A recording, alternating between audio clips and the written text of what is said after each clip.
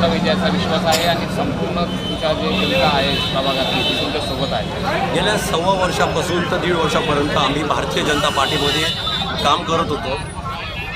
मन की बात असो, पक्षांनी जे सांगितलेलं काम आम्ही हे नेहमी तातडीने ते कामं करत आलो.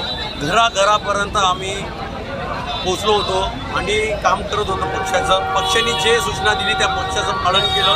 शहराध्यक्ष असो, आमदारताई असो, सगळ्यांचं आम्ही शब्दाचं पालन केलं. सविताताई गायकर, गुलाब काळी, अर्चनाताई दुबलोंडे, आम्ही सगळ्यांनी या प्रभागामध्ये 1.5 वर्षापासून काम करत आलो.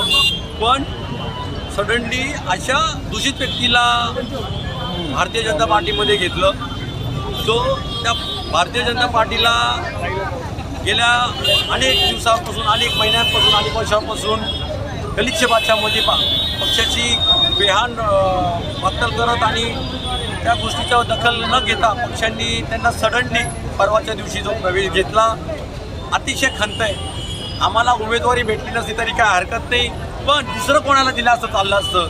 पण एक राक्षसी बुद्धी आणि जो भारतीय जनता पार्टीवरती EVMच्या गोष्टीवरती आंदोलन करणं, माननीय मुख्यमंत्री देवेंद्र फडणवीस साहेबांच्या विरोधात आंदोलन करणं, माननीय गिरीश महाजन साहेबांच्याबद्दल अनुचित बोलणं, या सगळ्या घडामोडी घेताना मलाही कळत नाही अचानक तो कसा काय त्याला परवाच्या दिवशी प्रवेश दिला, त्याच्या पूर्ण कुटुंबांना दिला.